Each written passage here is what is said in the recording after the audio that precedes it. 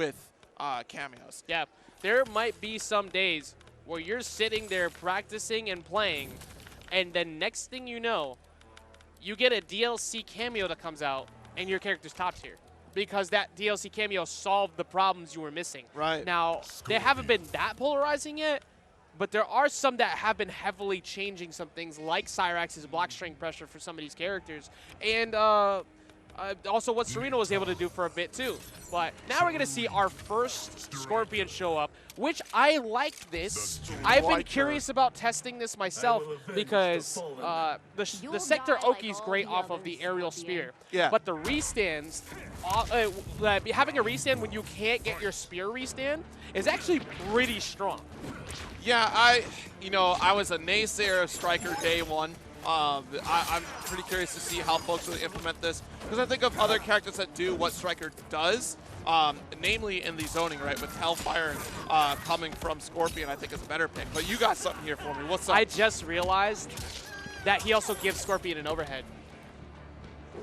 Okay, yeah, a big part of why I even said it to you yesterday. I was debating on maybe going double Scorpion because I Right, don't have an overhead right now with the Sector play. But you get a restand, and you get an overhead, and you get another projectile with Striker. So this low key might actually be pretty solid.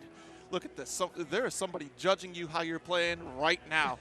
Full sunglasses shaded up. Like either if you drop one single combo. Oh, it wasn't Scorpion. Was it? Okay, Kung Lao? It's going to be Lao Goro. I'm still going to try that, though, because that sounds pretty good. Yeah. But Saki already has the OS, by the way, because if she wins, wait, what happened? Yeah, no, Natara said something like, so when we breed, like, excuse me, Natara? Hey, yo. Hello? You can't fix her, folks, again. Like, just don't. Like, look, just don't try.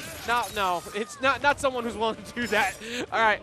So, as we were saying before, Saki, she has the OS of, she thinks that there's a lot of stuff that needs to be worked on with Nitara. Hey, she did it! We just talked about this. So, dash in, falling 2, 1-2 is actually pretty safe. But if you see the hit confirm because it's got a good amount of animation, you get the launcher off that. So, it's actually one of her better strings to go for. Yeah, of course, Saki has been in the lab with Nitara day in and day out. It's going to be fun to see what she could do here. But BLUELINKYS, of course, no strain. I can't believe, BLUELINKYS, you get away with way too much. First Swiftmaster, now Kung Lao Goro. Yeah, I actually just realized who was up here too. BLUELINKYS have been putting in work in these online brackets as well. Yeah. And we've pretty much, for Kung Lao's, it's almost always been exclusively Goro, except for the one time we saw Slash yesterday go double Lao. Yeah, true. All right, trying to zoom on in, go for the high. Crowd 3, I don't know about that one. This game truly is an anime, because much like every shonen, your greatest enemy becomes your greatest friend. And Kung Lao and Goro have now become friends in this new era. Down 3 poke. Gonna go ahead and sneak in. I love this throw, by the way. It's like, it just comes in and just the quick beatdown. It's just not fair. Saki looking much better this time around. It looks like she got way more calm with being able to zone back with Serena. Right. Wake up Blood too. That was a very good game from Saki.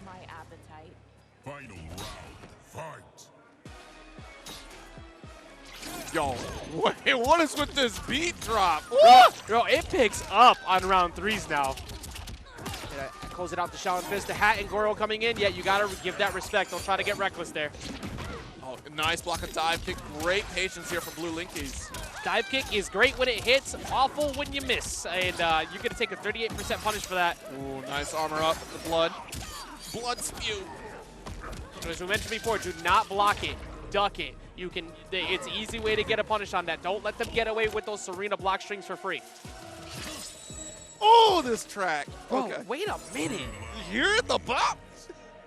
Yo, kudos to the upgrade in the music, bro. It has only gotten so much better here in MK1. We're just running right back into it, wasting no time. SAKURA looked a lot better in that second round, but she got a little bit too swing happy with utilizing those dive kicks. Cash it out. Fortunate to drop at the end, but it's still drop at 35%. You still take that. Yeah, exactly. All right, caught up immediately after with 36% damage. Nice hat toss. Goes for the anti-air opportunity. Down 3, interrupt again, too. Yeah, BLUELINKYS keeping it simple. I think that's the biggest game plan when it comes to fighting someone who has a dash like this, because if you try to jump in too much, you're going to get blown up, and you try to rush down too much, you're going to get hit on the cross-up. Ooh, kept the up kick safe with Goro summon. 1 round away from moving up. I think this is potentially to get out of pools as well. These hats are finding their mark. Wake up down 2. You know, sometimes you just need to do it. Hey, you know what? You took away my get-up attacks? Darn right. Wake up down 2.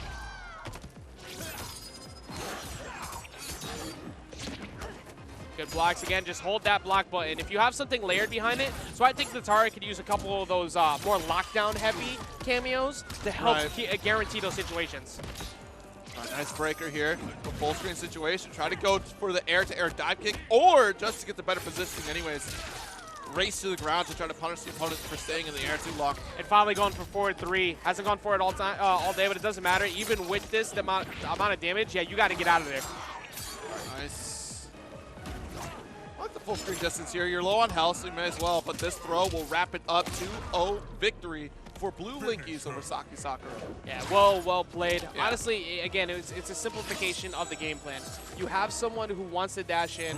Natara doesn't have, you know, full screen projectiles, and so you want to stay away from her setup. So if you put out Hat, you put out Goro, you make sure that she has to do one of 2 things: either jump in and try to get reckless with the fly, make her waste some meter if she wants to use an additional one to get another dash in, or B, she's got to navigate around you on the ground, which is exactly where you want her as Lau. Yeah, honestly though, like, gosh, Natara is definitely one of those characters that you could see just the early machinations of how she's going to be very terrifying to deal with. Of course, you don't really have to worry about left